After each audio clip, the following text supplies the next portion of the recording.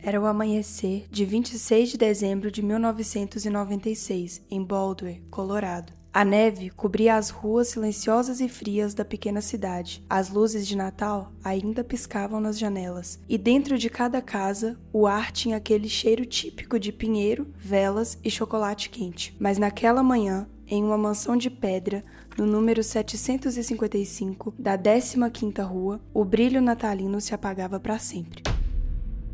JonBenét Ramsey, uma menina de 6 anos, loira, sorridente, adorada em concursos de beleza infantil, seria encontrada morta dentro do próprio lar. Um crime brutal, cometido no coração da noite mais mágica do ano. E até hoje, quase 30 anos depois, ninguém sabe quem foi o responsável. A família Ramsey parecia perfeita. John, o pai, era um empresário bem-sucedido, dono de uma empresa de tecnologia milionária. Betsy, a mãe, ex-miss da Virgínia Ocidental, era carismática, elegante e devotada à criação dos filhos. Burke, de 9 anos, e JonBenét, sua caçula. Eles moravam em uma casa ampla, com 3 andares, 9 banheiros e mais 15 cômodos, uma verdadeira mansão. E naquele Natal de 1996, tudo parecia tranquilo. Na noite de 25 de dezembro, os Ramsey foram a uma festa na casa dos amigos. Comeram, brindaram e voltaram por volta das 22 horas. Betsy diz ter levado JonBenét já dormindo para o quarto. E ali, o que parecia ser apenas mais uma noite de Natal, se tornou o início de um mistério que duraria décadas. Pouco depois das 5 da manhã, Betsy acordou para preparar o café, quando avistou algo estranho na escada. Um bilhete de 3 páginas deixado sobre os degraus. Era uma carta longa, escrita à mão, dizendo que JonBenét havia sido sequestrada. O autor pedia $118 mil em troca da segurança da menina, o valor exato do bônus que John havia recebido naquele ano. O bilhete, escrito em um tom dramático, dizia que a família estava sendo observada e que não deveria avisar a polícia. Segundo relatos, foi nesse momento que Betsy percebeu que aquele papel não era apenas um bilhete qualquer. Tratava-se de uma carta de sequestro. Em choque, ela começou a gritar desesperadamente.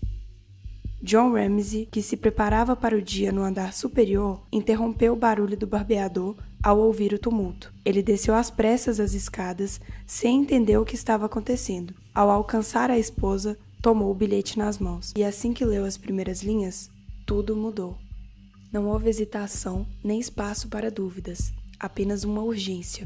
John pediu à esposa que ligasse para a polícia imediatamente. O que aconteceu a partir daquele instante marcaria para sempre a história criminal dos Estados Unidos. O caso JonBenét estava apenas começando. Quando a polícia chegou, às 5h52, a casa já estava cheia. Amigos da família, vizinhos, curiosos, e ali, antes mesmo que os investigadores percebessem, a cena do crime já estava contaminada.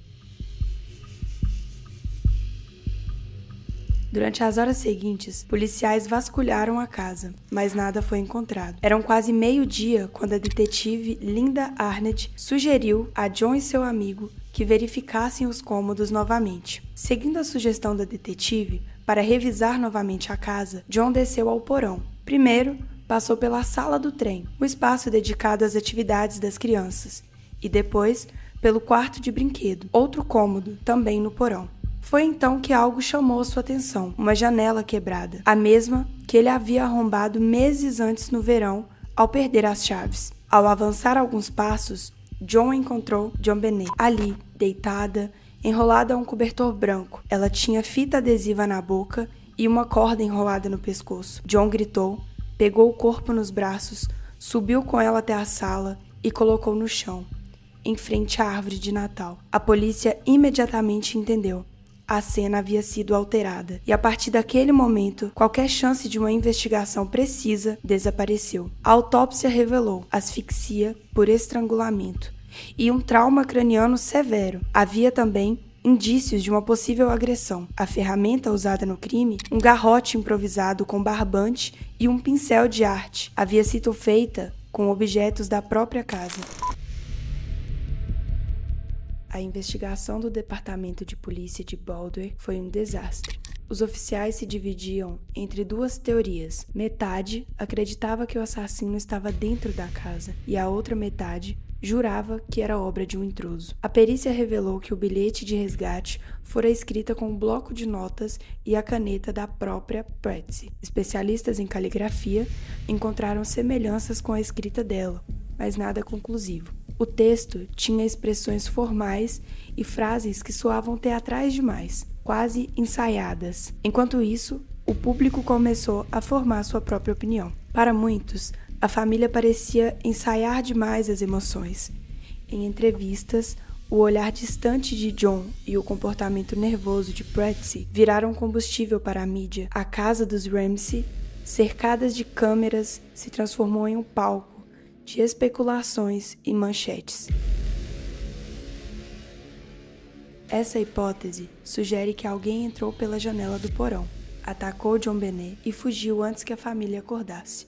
Foram encontradas marcas estranhas na neve, embora inconsistentes, e um pedaço de vidro quebrado na janela. Anos depois, amostras de DNA masculino foram descobertas nas roupas íntimas da menina e não pertenciam a nenhum outro membro da família, mas nunca foi identificado a quem realmente pertencia. Alguns investigadores acreditam que algo aconteceu dentro da casa. Talvez um acidente, uma discussão ou até mesmo uma briga entre os irmãos. A ideia é que, em desespero, os pais teriam tentado encobrir o ocorrido, criando a história do sequestro. Essa teoria ganhou força quando os exames forenses revelaram que o bilhete de resgate havia sido escrito dentro da casa e não antes do crime. Outros especialistas acreditam que o crime pode ter envolvido tanto o intruso quanto alguém dentro da casa, alguém de fora que aproveitou um erro interno, mas até hoje nenhuma dessas versões pode ser confirmada. O caso JonBenét se tornou um fenômeno. As imagens da menina em trajes de concurso de beleza se espalharam pelo mundo e a opinião pública se dividiu entre empatia e julgamento. Jornais estampavam a foto dela ao lado da legenda "A pequena rainha da beleza encontrada morta no porão". Talk shows e documentários exploravam cada detalhe. Patsy foi retratada como uma mãe obcecada pela fama da filha. John foi escrito como um homem frio e controlador, e o irmão passou anos sendo apontado como possível responsável, mesmo sem qualquer prova real. Essa exposição destruiu a família. Seu irmão cresceu em silêncio, afastado da mídia. Patsy morreu de câncer em 2006, sem nunca saber quem matou sua filha. John hoje ainda concede entrevistas em busca de justiça, sempre afirmando: "Nós não matamos nossa filha, e quem fez isso ainda está lá fora". Em 2006, um homem chamado John Mark Karr confessou o assassinato. Ele deu detalhes, chorou em rede nacional e afirmou ter amado JonBenét. Mas os testes de DNA mostraram que ele mentia. Em 2008, novas análises genéticas inocentaram oficialmente os Ramsey. Ainda assim, o público nunca superou a dúvida. O documentário da CBS em 2016 trouxe ex-investigadores e legistas que surgiram com uma nova hipótese, que JonBenét teria sido acidentalmente durante uma briga com o irmão e que os pais encobriram o caso. Essa teoria gerou tanta polêmica que a família processou a emissora por difamação. Em 2024, a Netflix lançou um documentário sobre JonBenét Ramsey. Nessa série, investigadores aposentados revisaram as provas originais com tecnologia moderna de DNA. Eles identificam vestígios genéticos masculinos não catalogados e mostram que o material biológico pode ter origem em contaminação industrial das roupas da menina. Ou seja, o DNA pode nem pertencer ao verdadeiro assassino. Nem as descobertas recentes conseguiram dar uma resposta definitiva.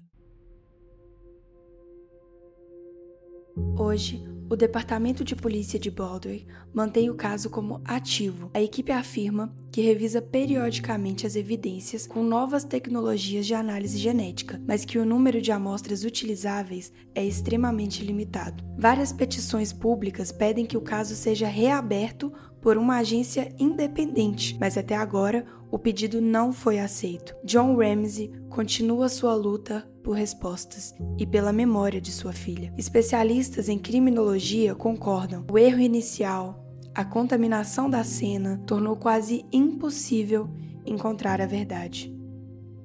Quase 3 décadas se passaram desde aquela manhã fria em Baldwin. A casa continua lá, reformada, silenciosa, mas ainda carregando o peso de um segredo jamais revelado. JonBenét, a menina que encantava palcos e câmeras, se tornou um símbolo trágico da inocência perdida, um lembrete de como até a época mais mágica do ano pode esconder uma escuridão impossível de imaginar. Enquanto as luzes de Natal continuam a brilhar nas janelas da cidade, a pergunta ecoa, como uma oração inacabada: quem JonBenét?